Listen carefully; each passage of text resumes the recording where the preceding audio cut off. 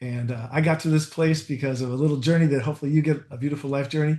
I got to this place, but I just wanted to make a difference in the world. I spent the first, I guess, 10 out of my 15 years was in a mental institution. And I know that sounds a little crazy, but my mother worked at a state hospital and we got free housing because she was a single mom. So here's for the government doing good things to help young people get along, which I believe in deeply. And yeah, I've done quite a number of different career paths to get to where I am today. But fundamentally, I like making a positive difference in someone's life and helping just share what's coming through me from other people. I mean, I don't make any of the stuff up I got myself. It's all literally, like you said, wisdom coming through from someplace else. Thank you for sharing that. So let's start from the very beginning. You mentioned that you're in a mental institution. So how did you end up there and how was that journey?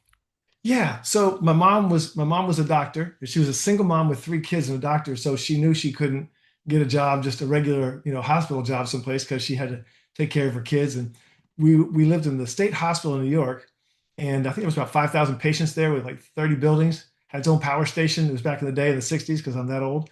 And but it was a place where she could take care of her kids without necessarily being able to, afford it because it was very difficult at that time. She was just out of school. And there were a lot of people there who were, quite functional, but not fully functional. So we would have sitters and stuff that were people who were in the institution, had been institutionalized for maybe 30, 40 years. Because back in the day, you didn't go in and come back out. You went in and usually didn't come back out.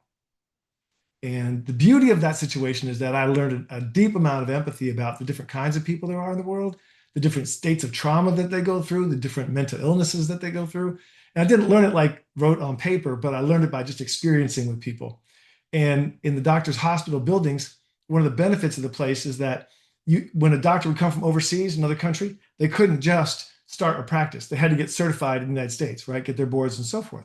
Well, to do that, they could work for the state while they were getting their boards. So we had, I think, 17 different nations represented in our apartment buildings there, and we had kids from all over the world, five different religions. So we learned about a tremendous amount of inclusion, tremendous amount of like respect for other people's religions, about their diets. I mean, I never eaten peanut butter and curry before, but I got to tell you, it's actually pretty good. I think I'm going to add that on my list. I'm not a fan of peanut butter, I'm a fan of curry, but maybe the blends can do something for me, right? Right, right, exactly. So it was a great upbringing, and it also because they were all doctors in the buildings and their families, and typically the spouses were also reasonably educated the same way, right? Where they had a science background or a science interest, very logical minded, but also very empathetic because they were there to take care of people who were in need. So it was a beautiful combination. So looking back on that experience, because to me it's quite unique and in a lot of ways different. What is something that looking back that you learned about yourself that maybe you expected or maybe were a little bit surprised? Yeah, what I would say is at first I was scared of the people, right? Like some people might encounter a homeless person, be scared right away. Oh, what is this? A homeless person, right? Well, it's just a person without a house, generally speaking. It's like, and you learn that people are okay, they're just going through something and that it's not personal. Like if someone was having some sort of a fit or upset and so forth, it wasn't because they were mad at me, it was because they were going through something between their ears, right? Some experiences being relived in their head, some trauma, some situation or psychosis. And I learned that, you got to pay attention to people, of course. I learned someone's going through something. It's not about me. It's about what's happening for them. And so to be patient and be present. I think that's a wonderful way to look at things because many of us, if not all of us, are going through something. Some may say that it's big, some may say it's small, and a lot of people say it's somewhere in between. But everyone's journey is their own. It may be big to them at that moment. Right. And when they share it, we think back like, okay, I can understand. It may not be big to me, but Right. to you, it was like that mountain to Yep. overcome, right? And a lot of us have many mountains in our life. We have the mountain of self-doubt, Yep. mountain of stress, mountain of self-sabotage.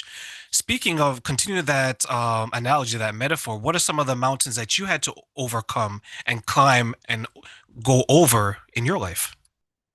Sure. So I always had a tremendous amount of energy. I'm 63. I still have a lot of energy, and I have a lot of just get up and go. And as a young man, I didn't know where to put that. I didn't have a place to put that. I wasn't coordinated. I was skinny. I was bad at sports. My two sisters were like amazing athletes, and I was like, I didn't get that. So I got picked on a lot. But fundamentally, I had to get some confidence in myself. and that took a while. So back then they would actually I had seizures as a child, so they would medicate me for seizures. So I had that going on, and I had lots of ADD, ADHD, what we would call it today, right? So they medicated for that as well.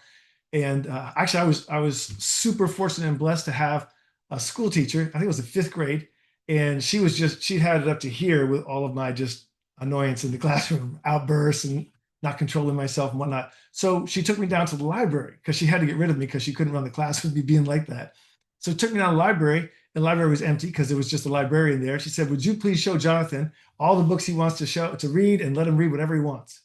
And actually, it worked out like magic because what happened was the librarian was this beautiful lady, and she just said, "Well, what do you like? What do you like to think about? What do you like to talk about?" I said, "Well, I like frogs." She goes, "Great." She showed me how to use back then the Dewey Decimal System, little card file system, how to find a book. So how to find in the library. So I learned all about libraries. I learned all about books, and I got to read all these different books. And my teacher got to the habit of taking me like almost every day and dropping me off, in the library. And the librarian was like, "Okay, the kid's pretty good once you get him to write books." So I learned about rockets, I learned about frogs, I learned about all this stuff, and it just gave me a deep loving of books and reading and learning.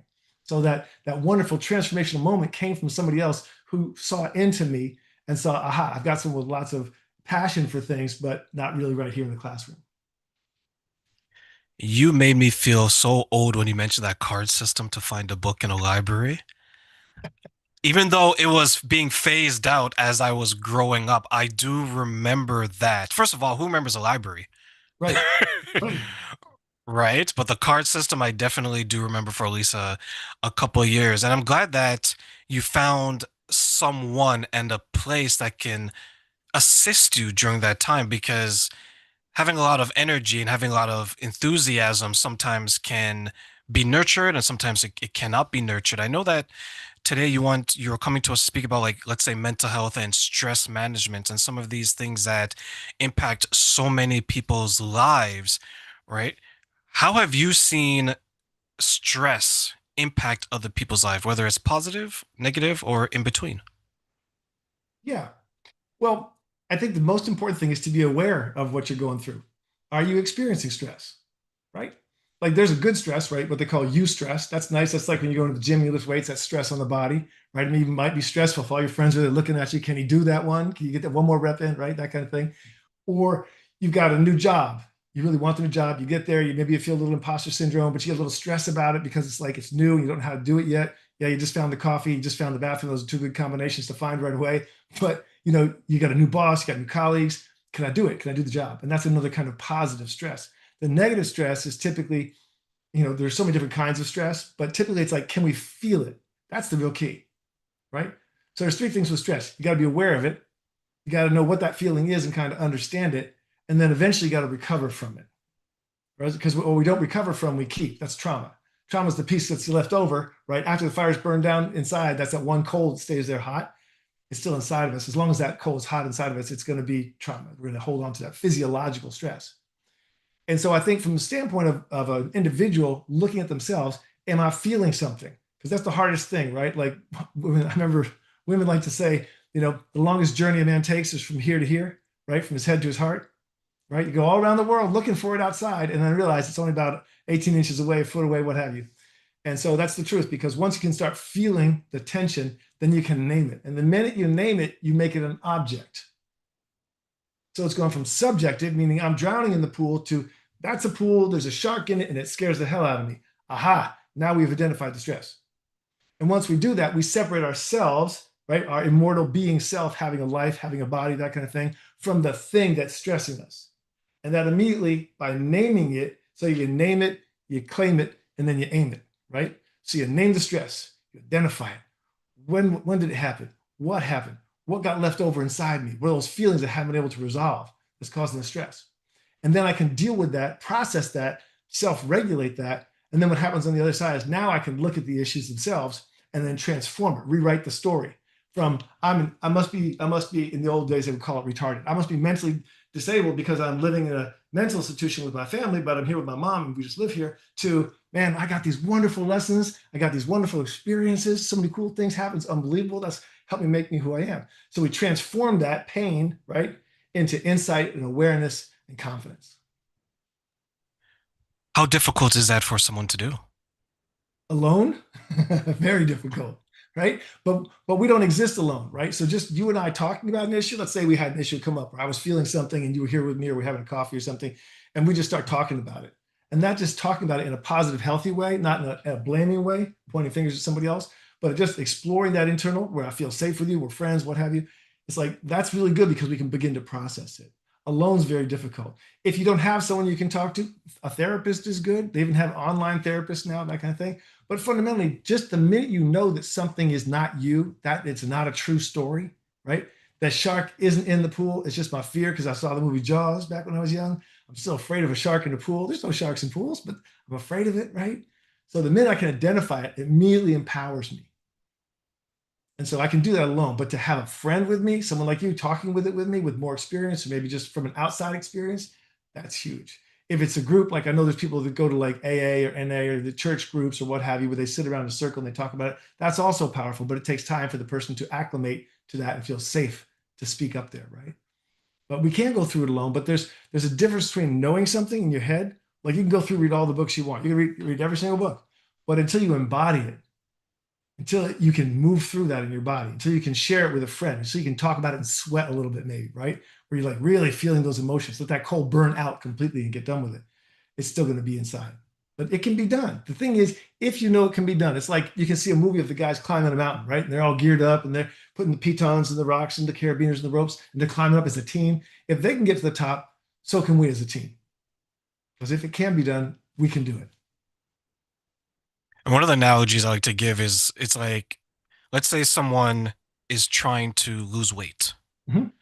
and they read up on how to do a deadlift, how to do a squat, leg press, bicep curl. They're reading, reading, reading. Right, At some point, right, Jonathan, they're going to have to go out and do it, right. right? Because you Yeah, can accumulate all of this yes, knowledge, but you want to be able to go out there. And as you mentioned, you want to burn it all away because I'm a big advocate of the pillars of health when it comes to mental health, physical health, spiritual health, and emotional health. sure. Physical and spiritual, I think most people get. Like, Mhm. let me go work out, exercise, physical, spiritual, some type of religion, spirituality. But I think mental health and emotional health, we tend to neglect because that's what we see on the inside. Like, you can see what you're going through and feel it. Right, I may look at you today and be like, Jonathan is an amazing man. But you're like, oh, I'm having the worst day of my life right now, but you don't show it, right? And right. vice versa. And I'm glad that you mentioned that doing alone is so hard because I found some people, and maybe this is just me as I get older, I found people who tend to get older and who are involved in their job, they bury the stress, they bury the trauma because they distract themselves with Right. work and Yep. other things where Yep. when you're young and free and you're don't have these types of responsibilities, you can feel that trauma Right. more profoundly. What are your thoughts on that? Do you see that as well, or do you see something else? 100%. 100%. We look, everybody wants to feel good. Everybody wants to feel successful. Everybody wants to feel appreciated, have some status in their life, right? With their friends and their family, colleagues, peers, whatever, neighbors, doesn't matter. You want to feel good about yourself. You want to feel connected. It's a natural human thing to feel connected. And so we look for places where we can do that. And we go through stages, right? When we're young, we want to feel athletic. We want to do well at school. Maybe we want to have a date, those kinds of things, or a nice car, some nice clothes, or what have you. Those things are external indicia, external evidence of how we're feeling, right? That's what everyone else says. And so that reflects back because I'm not who I think I am. I'm who you think I am. Right. I mean, so it's like that's crazy, but that's what happens. And so if we look at this, you can go work. Like I went to work I started out practicing law. It didn't fit with me. I just saw too much injustice. I just didn't like it at all. It wasn't my thing. I wasn't chasing the money. Eventually went out, was doing some consulting, some stress consulting, all kinds of stuff. Found someone I wanted to marry. We got married, and then I have to go get a day job, because I had to make enough money to get a house and that kind of thing, which I did. So I went out and got super successful, made all this money working in big tech. But you know what? It didn't make me feel better inside because I still already felt pretty good. There was something else I was working on that didn't do for me. So I had to stop eventually and go, what's right for me? Well, something's missing. I'm peacocking all over with the success, but really, where's the success? If the success isn't in here, it doesn't actually exist, right? You can paint a house with a brand new coat of paint, put some fresh flowers out on the front door, put it up for sale. But if they go inside and there's wood, rotten floors and broken boards and stuff like that, and a 1950s kitchen, the house is not going to sell well, right? And that's what we do in life. We go through life like that a lot. Sometimes I wonder that example you give. I wonder if that's something that maybe men experience a little bit more because so many of us feel that we have the burden of performance. Yeah. We have to get lots of money. We have to get the good job. We have to do all Right. these things. Yep. And many men, and I would say many women as well, they want to accumulate these things outside of themselves. And when they strip away the reasons why they're doing it, they realize they're doing it for other people and not for themselves. That's right. Do you find that to be a commonality as well? Absolutely. And I think there's a reason for it. There's a number of reasons, but if we think about it, we humans naturally would have existed in tribes of anywhere from 50 to 150, sometimes fewer, sometimes a little bit more. But you would actually know the name of each person. You know their style. You know that man right there is a warrior. That one's a hunter. That one's really good at tracking. We all had these skills and capacities, and we all worked together as a seamless team, right? So you can imagine how that was a very natural setting. We didn't have to peacock, right? Things were much more natural in that regard. But when you get in a town of 1,000 or 10,000 or 100,000 or a million or 10 million, some cities now have 40 million people. I mean, who's what? Where's your identity? So we have to find these places where we have identity because we have to be enough because we're competing against all the other men, right? And especially in the olden days, a lot of marriages were kind of fixed, right? Like, the chief would sit down with his wife and they'd look around and they go, well, we got a daughter. Who's she going to marry? And they'd talk to this other family over here that's real successful hunters because they want the girl to eat and have babies. And so they'd fix them up and they'd introduce them or something like that. And that's very traditional for humans. But now in this world, we have to go out and create the identity that we want. We have to show that identity. We have to stand up to that identity. And then we have to hold it on the inside because what happens is a lot of people get into relationships or jobs or whatever, or any place in life, and they have a breakdown. Whether it's a conflict in a relationship, whether it's an internal trauma that never got resolved and comes vomiting out into their life. It's like, whoa, what happened with that guy? Where'd that come from? Well, yeah, but he was, abused as a young child, never worked on it. Oh, so it's coming out now. And so if we don't have an internal solid state, then it's always going to show up on the external. That's just how it is, right? It's always going to show up. So the trauma is going to manifest. The wounds are going to manifest. The feelings of inadequacy are going to manifest. Because the truth of the matter is, every single one of us is equal as a being. We just showed up differently. Like I didn't get the hair gene. Okay. It took me a while to work through. I used to have blonde afro when I was in college and high school, right?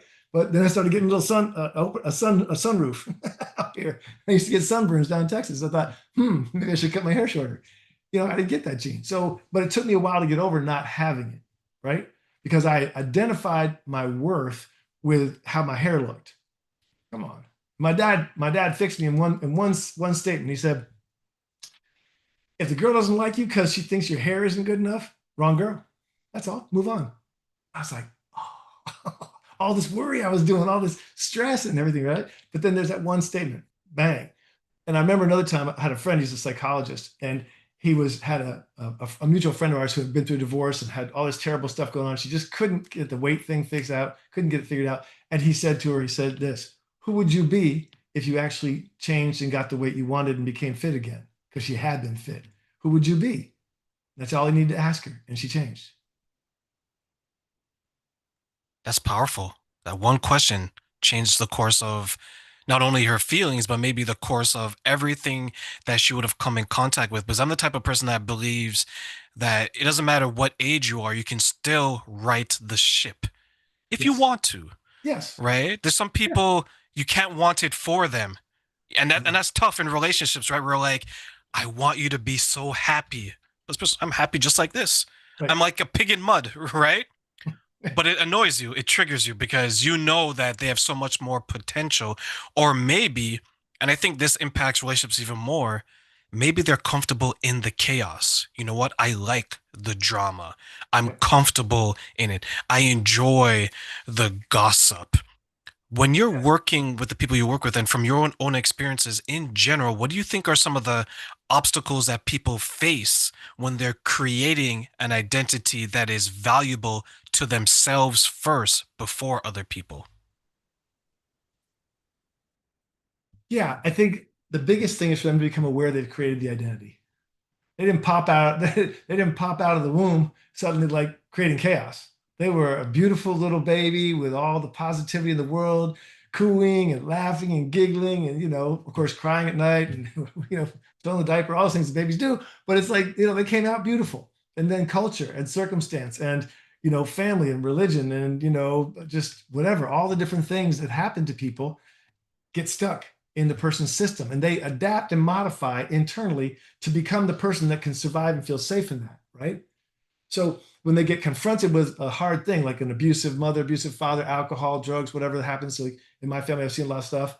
It's like you change your behavior so that you can be safe, especially as a child, because children are pre-verbal when they're super young. They don't have the cognitive capacity yet to make sense of things. They just map the experience and it turns into fear, which turns into trauma.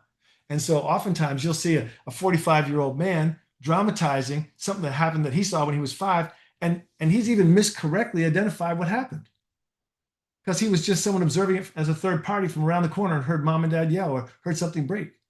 So we try and make sense of the world, and all this sense making is often very wrong.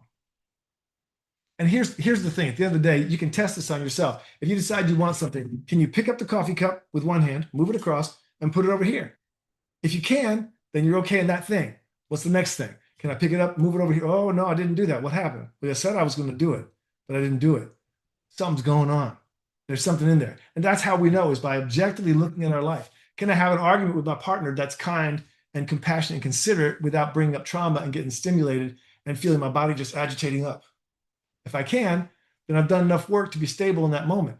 If I get agitated, if I get all these other ideas and things, if it challenges my manhood or my masculinity or my sense of identity, then I know there's a hook. Because if someone comes up to me and says, you're the worst French chef in the world, I'm like, probably, because I'm not a French chef. It doesn't affect me. If someone comes up when I was 22 and says, you got a big ass bald spot on your head, man, it's just so ugly, you got a sunburn up there, you are just ugly. And I'm like, that would hurt me at that time. Because I had that hook, I had that thing. If there's no place to hook into you emotionally, right, or psychologically or spiritually, then it has no effect on you. But if it does, that's a gift. Anytime you get upset by something or triggered by something, that's a gift. It says, I've got a hook in there somewhere. That's a hook. Now, how do we distinguish that between, like, I get sometimes upset about injustice and I see something on here and here, wherever I see injustice. That's a natural thing to get upset about because that's a wrong out there. No one's doing me any wrong. They're doing that person wrong. So it's okay to get upset. Now what happens? If I stay agitated about it, instead of doing something about it, then that's not moving the cup. Right? That's how we know. Does that make sense? Does moving the cup then in your analogy get easier over time? Yes. Yes. There's a guy named Ken Wilber. He's a psychologist, and he says hard things may hurt more, but they're easier to go through. And the reason they hurt more is because we allow them to go through us. We allow ourselves to feel the depth of that loss of our aunt or our uncle or someone we loved or a cousin or someone who died, what have you. We now can fully feel it. The more developed you are, the more you can feel it and let it go. Feel it and let it go. As opposed to feeling it and you just can't get over it for months or weeks, get depressed, start using alcohol, whatever it is, to push down like the beach ball in the water, try to push that beach ball down the water and hold those feelings down. And that's what so many people are doing. And to get back to your prior statement about someone getting all agitated about something, the fact is, people feel alive when they've got something to push up against. Young men need it. That's why we have sports, right? Young men need sports of some kind or some athletic thing. Doesn't matter what it is, right? They need something to move their body and feel that body because at that age, it's all moving through all that testosterone, all that energy, all that growth, right? They need that, desperately need that. And without that ability to regulate by doing something, they move into bad patterns and bad habits, right? So in the same way, if we grow up, if the only way we can feel alive and know that someone loves us is by arguing with us, like Tony Robbins would say, the reason why a lot of couples argue is because that's when they feel the most alive. They have makeup sex, otherwise it's just boring Tuesday sex. But they get the makeup sex, it feels great, right? It's like, oh yeah, now we're back in that passion zone. But they can get there without the argument, without hurting each other's feelings, without pounding the trauma. They can do it. They just have to learn how to do it. In general, then, what would some of the steps be to identify that trauma and make sure it's showing up not in a negative way, but maybe, let's say, in a constructive way? It's going to be different for everybody in a sense, and because the traumas are all different, but yet they're all the same. It's the same idea. It's something that I have inside me that I haven't let go of. It's unresolved. It's a biological stimulation. So the first thing you want to do is self-regulate. Learn self-regulation tools, right? Whether it's havening, right? Or whether it's box breathing, right? Or whether it's focusing, meditating, any of those things that can help you self-regulate will calm the nervous system down. Because if we can get out of that fight or flight in the back of the brain and get back into conscious thinking and awareness, we're immediately back in control. And when we're in control, we can look at it, right? Because like you can think, if there's a rattlesnake, right? You're out hiking, a rattlesnake comes up, and it's suddenly there. There's two or three of them. You're going to go into hyper attentive mode. You're going to go into freak out and kill the rattlesnake or run, one of the two mode, right? But then after that's over, you can stop and think about, so I really should get some snake spray or a machete or something when I'm going hiking in the woods like that, so I can defend myself and take care of myself. That's an afterthought. How many times have you gone through a stressful confrontation or situation, and afterwards you think, what I should have said was this, right? We all do it, right? And if you're self-regulated, if your nervous system is calm about something and stays calm and recovers quickly, that's another sign, right? If it recovers quickly, then you know that you don't have any trauma there. But if it doesn't, then you know you've got something there that's hooking you, that's got you. I learned to identify situations where I believed Mhm. that it was going to trigger me. So either you can avoid it, Mhm. flee, you can try to work through it, Right, fight, right, or you can say, woe is me, and fawn. right, Right? right, right. Right. So what I did is that there's some situations you couldn't avoid. Let's say work, for example, right? You go to work because it has to pay the bills. So there's a reason why you're there. What I did is I was able to identify what was my primary stressors Mm, there. And then I make sure that I was balanced. So I shared this with someone and I told them that I needed to control the amount of time I was around specific people and specific situations when it yes. came to work or inner circle Mhm. until I was able to put some distance between myself. And the person responded, "That's mean." I was like, "Mean to who?" Right, right, right. Right? Because Right, mean to me would for me to be nothing and be stressed out. right, Right? The alternative might be mean to other people, but I'm not doing it maliciously. It's not coming out of control, it's coming out of care. right. Do you find some people struggle with that because there's a sense of guilt when they start to do the work on themselves and maybe they'll be judged by others? Absolutely true. 100% true. I've seen it over and over again. In fact, I had a couple of guys I used to work with, and one was extremely successful, made a couple $100,000 a month. And he used to get a lot of flack from his old friends. And his old friends wanted to come back and play pool and drink beer and stuff like that. He goes, if I go and hang out with you and drink beer and play pool, then I can't go make a couple $100,000 a month if I'm doing that every night.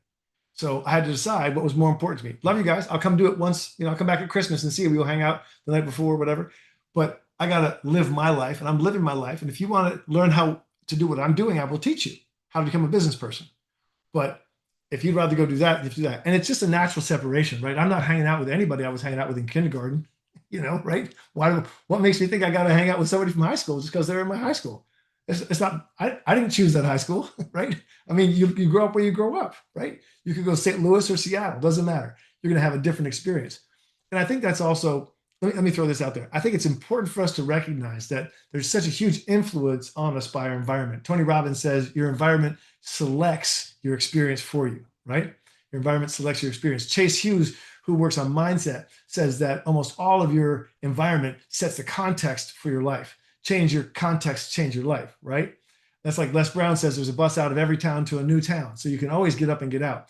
And the fundamental thing is if we're feeling like we're with our old friends and we kind of feel there's a pull, right? I feel responsible. They know me. I like them. We have all these experiences together. And at the same time, you just got to decide, is this person going to be the same kind of energetic container that I'm trying to create for myself? I shared it with someone and I posted this online that remove drug for men and women, you can do the opposite. Remove drugs, alcohol, and women out of your daily routine and see your inner circle change. Yeah. And people are like, you're right. Like one person gave the example where I guess they were sobering up because maybe their drinking has gone too far. Mhm. And once it became sober for a number of months and they're on that journey, their friends started to distance themselves because they felt that they weren't cool Right. anymore. And this person shared that I was destroying myself. Right. Is that what you wanted? And they shared their story and it was quite sad. And one said, friend, yeah, you were better when you're drinking. You're a better person. And I can see some people falling back into old habits because not every single person can handle that early stages of the journey because it is lonely. It is It lonely. is alone, right? How Mhm. lonely is the early part of that journey, Jonathan?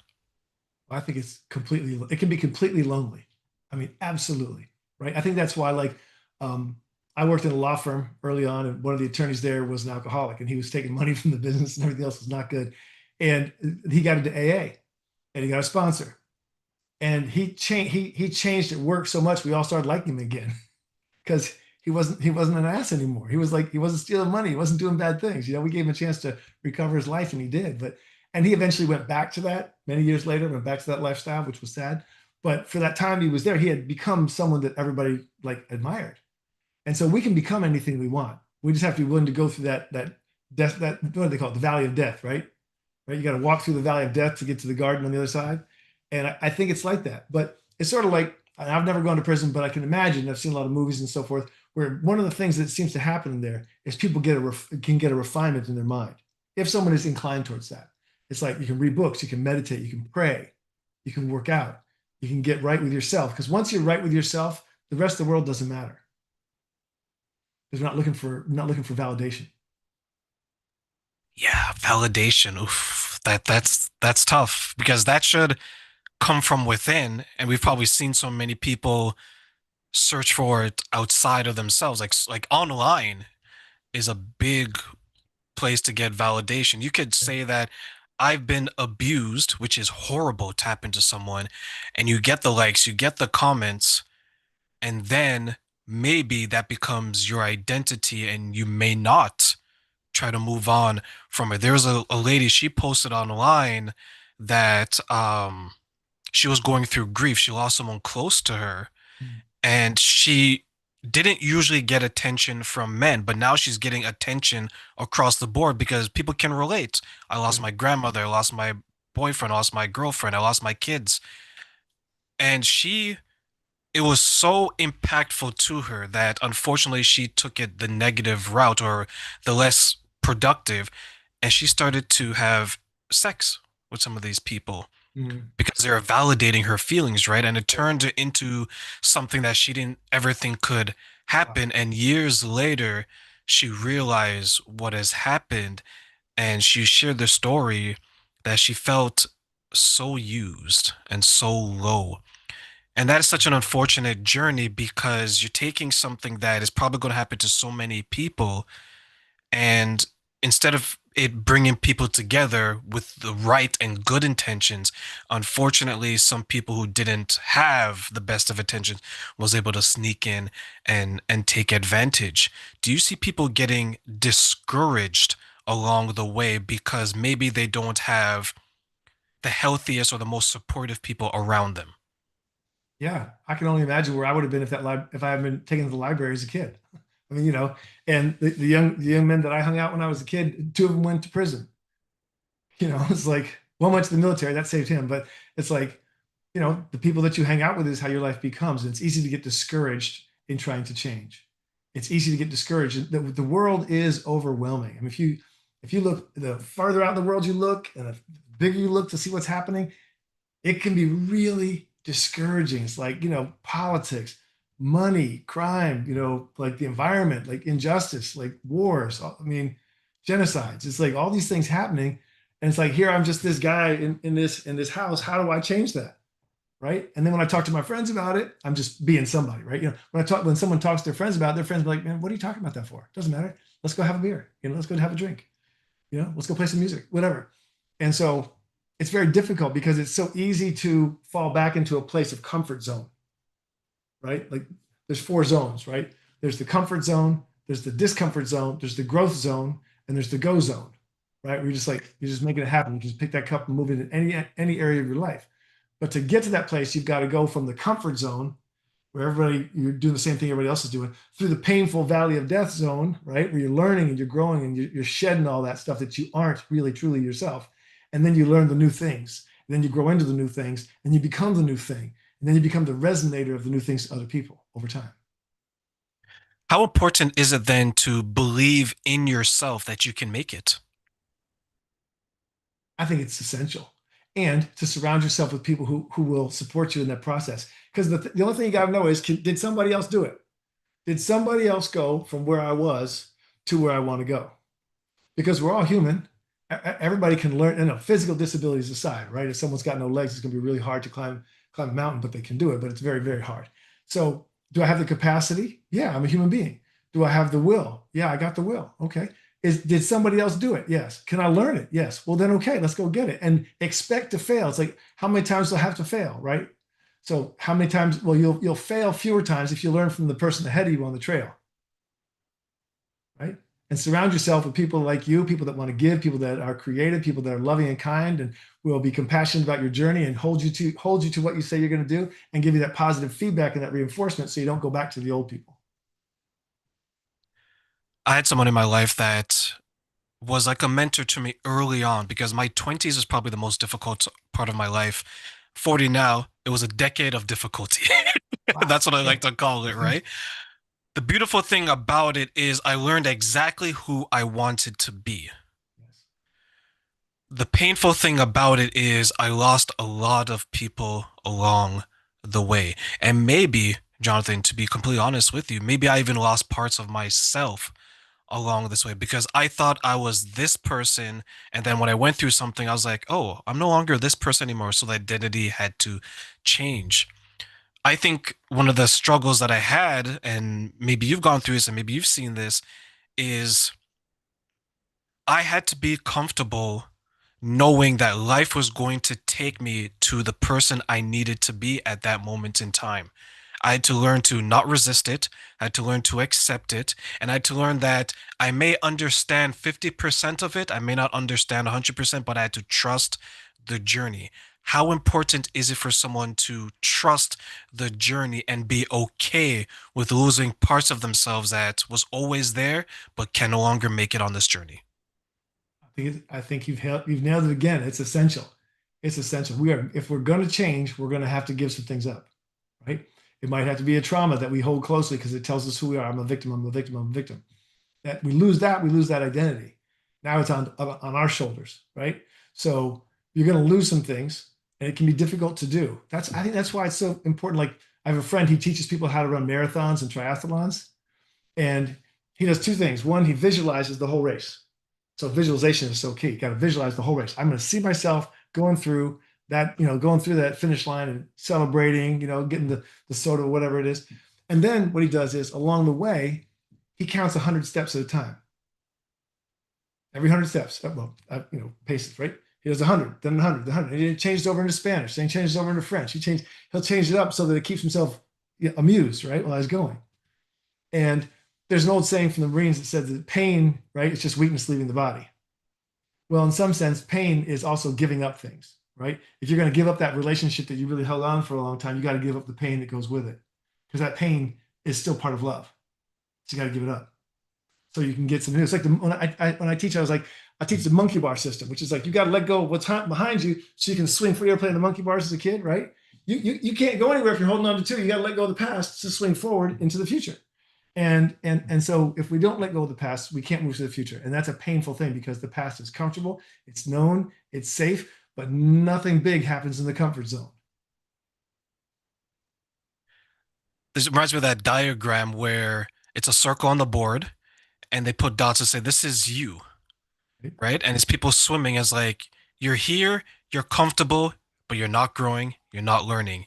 You have to come outside of that circle. That's where growth, that's where learning is. And you're uncomfortable because the brain gets comfortable with you being someplace for 5, 10 years, because the unknown is like, okay, I don't know if that's going to kill me. I don't know if that's going to harm me.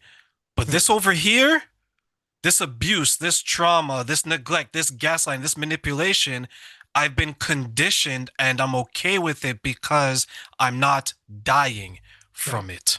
Right. Right. What are your thoughts on some people having to come outside of that circle, become uncomfortable, and understand it is going to be difficult, but it's not going to kill you? That's exactly right. And they've already done it so many times. If you're over the age of 20, you've gone through those things. You had to give up the training wheels on the tricycle. You had to give up, you had to learn how to tie your own shoe. You had to learn how to make your own breakfast. You had to do all these things that at one point, drive a car if you do, right? These things that we've learned, we forget we've learned 10,000 things, right? You learned how to speak English before you knew what a verb was. How do you do that, right? So we've done all these things. And so if we can look back and say, it's one of the best things I ever did was like, look back and write me down 20 things that you've done in your life that are pretty cool that you did them. Like you might have even forgot about the things that you did. Like when I was like 15, I swam a mile. I didn't know I could swim a mile, but then I did it. Okay, cool. I climbed a mountain. I didn't know I could do that. I had no money and I still got to Europe to go see this thing I wanted to go see. So and these kinds of things. Like once you realize that you've already made all these changes along the way to get to where you are today, and they don't have to be big, they can be small. Or if you can hook onto someone else's changes, like someone coming from no place and then becoming a star athlete or becoming an actress or becoming an author or something like that, or just making it on Wall Street or whatever the thing is that you identify with. If you can do that, you can say, if they can, I can. You say it to yourself, if they can, I can. You say it over and over again. You got to reprogram your mind because all of this is about what's programmed in here, all of it, right? Like if you and I had been raised, let's say we were born on the same day, twins, same hospital, and someone comes in and adopts us both. And they take us to the Philippines, in a small fishing village island. Well, we're going to be real different than if we get adopted and taken to Shanghai, China, and raised by those people. Or real different if we get taken to, I don't know, the forests of Russia, and wherever it is that we get taken to, we're going to be different people. We'll still have our same energy, right? You're a positive, energetic person. You've got lots of life in you. You can see that just coming through your eyes. You'd still have that, but you'd speak a different language, have a different culture, and different ways of seeing the world. So if someone else can have a different thing and go through a transition, then you got to just know that you can too. How much of an impact in general does the environment play on us then? Huge, massive, absolutely massive. Just we know, like for example, they know if a working mom, if like a single mom working and she has to drop her kid off someplace with like too many kids in daycare, that versus someone who can afford a nanny, the person with a nanny, that child by the time they're 5 will have heard a million more words and will have had thousands of more hours of personalized attention. We know if we take a baby in Bulgaria, they used to put him in orphanages in Bulgaria, and they wouldn't touch him all day. They just feed him and change their diaper. No hugging, no touching, no talking. Those people all became super messed up. So we know the environment has such a massive impact. If you want to change two things, the fastest two things you can do is change your external environment and then work out, eat right, get some sleep. Because if you work out, I'm not giving medical advice here. Go talk to your doctor, your nurse, whatever you got. Just don't call me if something bad goes out, because just go talk to your doctor first. But if you work out, if you improve your diet, like go around the outside of the grocery store, nothing with a barcode on it, right? Real food. If it wasn't raised or it didn't grow someplace, don't eat it. And then if you just change your particular environment, like if you got a messy house, clean up your house. Just clean it up. Do the dishes after dinner. Make the bed in the morning. These little simple things are accomplishments in your brain, and it shows you can make changes. And the minute you realize that you can make changes, it's massive. So can I tell you about what I do with my smokers? So I have a smoking cessation program. I started out doing hypnotherapy, stress consulting, and so forth, and eventually got into smoking cessation because it was very popular. But also, my dad died of lung cancer, 2 pack a day kind of guy, and unfortunately caught up with him. But what I do is I get them to recognize this, that you can change. And so I put them through a series of trainings where they're not only changing their mind and using hypnotherapy and other things, but they're actually changing the way they see the world. And they're taking back their agency in the world. So they're going from the back seat. Sometimes they're even in the trunk of the car. They're not even in the car anymore. Their life is so messed up. But if I can get them back in the front seat, driving the car, in charge, looking out the front instead of the rearview mirror all the time, and what happens is they get agency back in their life. They learn how to pick up and move the cup. They can just pick it up and move it all day long. And what they realize is if I can stop smoking when I thought it had me, but I realized I had it, then what happens is I can do it with anything. I can do it with weight. I can do it with money. I can do it with a job. I can do it with my relationships. I can do it with my wife. I can do all these things. And that is simply the most powerful thing in the world, because the world has programmed us and we have to take it back and become the programmer of our own life. I think I'm going to borrow that. We need to become the programmer of our own life, right? Yep. I'm a big fan of the movie The Matrix, and it's like you have to realize what is real and what Right. isn't real, right? Are you being programmed? Is this what you want? Right. Does it really taste like this because Right. they're telling you your mind should taste it, or is it something else? And when you realize it's something else, don't be like Cypher, everyone who has seen the movie. You won't end up going back Right. to that, Right. right? And I think that is key because we there's this quote, and I forget who says it. It says that the years are short, but the days are long, meaning that when you're doing something during the day, it feels like the day can go on forever. But then after a while, you look up, you're 30, you're 40, you're 50, you're 60, right? Because you Yeah. don't realize how time goes by quickly when it's years, Yes. but the days feel so much longer. And I'm glad you shared that because sometimes what I went through is I needed to just help people Yeah. be better, the ones that wanted to be helped, right? Because that's the key. You don't want to have the savior complex because in a way you're robbing that person of maybe what they have to go through, right? That may be their journey, and many times maybe they don't want your help, as we touched on earlier. And you highlighted the importance of environment and the role it plays.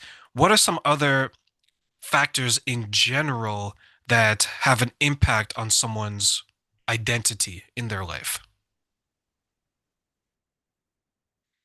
Yeah. Inputs. Don't watch TikTok sometimes. I mean, it's like if you find yourself 2 hours into TikTok on a Friday night, like put the phone down. No, seriously. There's some valuable stuff. By the way, in China, they don't have 95% of what we have on TikTok. It's a Chinese app, but they don't allow it because they know it pollutes the minds of young people. Think about that for a second. People that made it won't let their children use it, but they'll let our children use it and our adults. So you got to be careful, right? Be a creator, not a consumer. Be a creator, not a consumer. And if you consume, you got to curate it like you're putting together a museum of your future. So, is this something I need to know, need to learn so that I can embody it later, do it, and perform it and become better as a human being?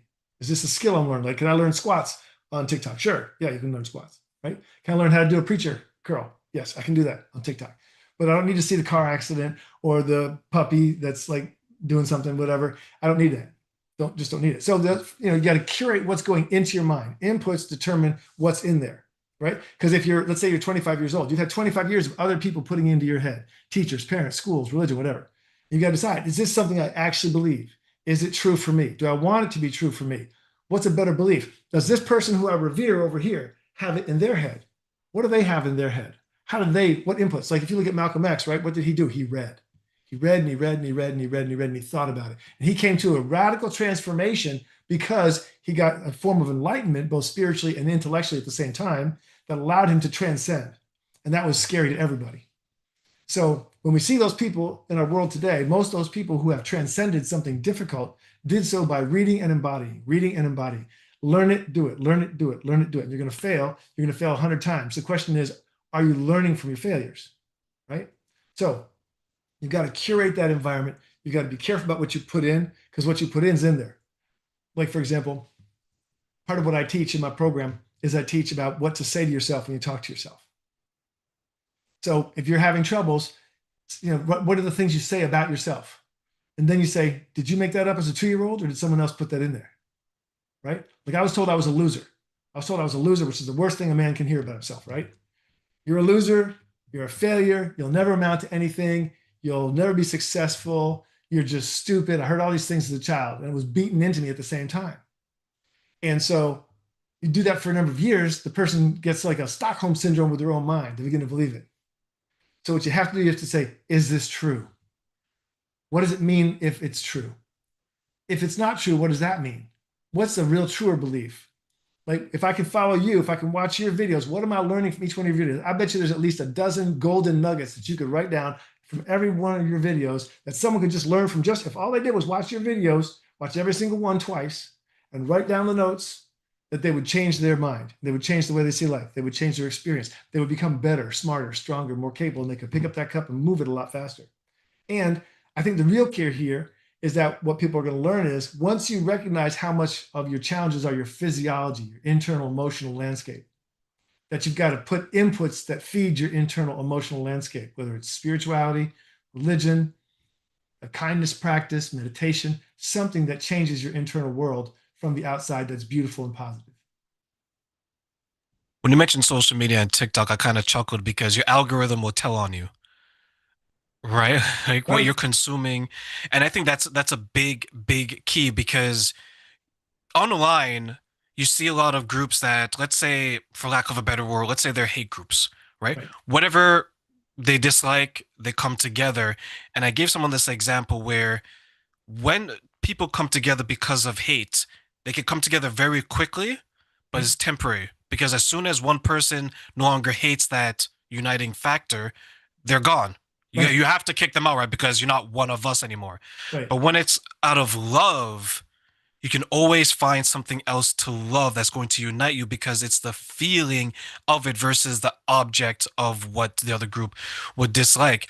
And I think social media plays a part because when someone sees something that they don't necessarily like, maybe they begin to associate it with a behavior of a person, a thing, Right. an event, and then in their mind, they're creating an identity that this person didn't even agree to, Right. right? Which is a lot different than me showing up in a police uniform and people thinking I'm a police officer, even though I'm not. Right. Right. But that's the identity that I'm portraying. So it's understandable why people would see me this way. When it comes to um, understanding and the steps that you share with people, how can they continue to follow your direction and understand that it's not going to take 30 days, 60 days, 90 days. This is something that is a lifelong journey. Yeah, I think what I would tell them is that you don't grow an apple tree that gives you 10,000 apples in a day. You plant it today, you water it, you nurture it, you prune it. It's going to start giving you some apples next year. Next year's more apples, and so on. You don't build that in one day. You don't build a long lifetime relationship with someone else in one day. Don't expect to do it with yourself. You know, you've got to curate, you've got to nurture, you got to prune, like you said, get rid of certain people, not because they're bad people, because I just don't do that anymore, right?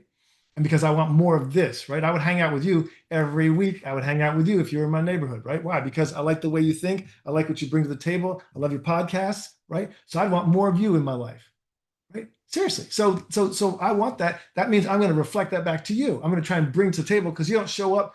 You don't show up at a vegan potluck with a roasted pig. I mean, it's like you bring to that table what that table is serving already. So if you hang out with people who aren't like you, you're going to get more of that. Just like you said, if you hang out with hate groups, you're going to get more hate. Hate's easy. Hate's cheap.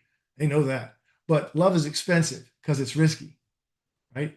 And it says, I'm willing to say that I love this person, I love these people, I love this thing, I care about it, I want more to help them, and so forth. That's difficult compared to because you got to step out to do that. You can hide in the shadow and hate, but you got to step out to love.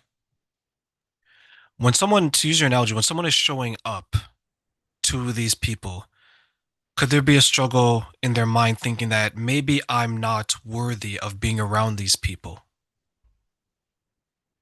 I hope we're not. I asked that because someone shared that they asked me the Yeah. question like, what if I start to heal and I'm Mhm. separating from the people that were holding me back, which naturally happens, like we talked about, right? It's a Right, lonely right, journey. But now I meet the Jonathans, I meet the terrain. I'm thinking to myself, what makes me worthy of hanging around these people? And then they have the self-doubt. They start to self-sabotage. Is right. that a possibility? It's definitely a possibility, but here's the thing: you don't need anything external to be worthy. You're already worthy. You're already lovable. You're already good. You're already kind. You got all that. That's how we come. That's the original packaging that we come with. And I think hate is learned. You put down two babies of two races, two tribes, two whatever, it doesn't matter. They'll play together. It's only when they learn from the parents. I saw this great video. It was a must have been about a 2-year-old boy sitting on the couch next to his father. And you could hear they were watching a soccer game. It was in Spanish. And dad is obviously emoting to what's going on with the game. And then you hear this goal, and the baby goes goal, and looks over at dad, and dad's like, no, it was the wrong team. And the baby's like, oh no, So the baby's mimicking dad to try and get along. And the fact of the matter is, it's okay to hold yourself separate from people who aren't your people. You can still love them. Please do love them as human beings going through some trauma because hate is a form of self-trauma.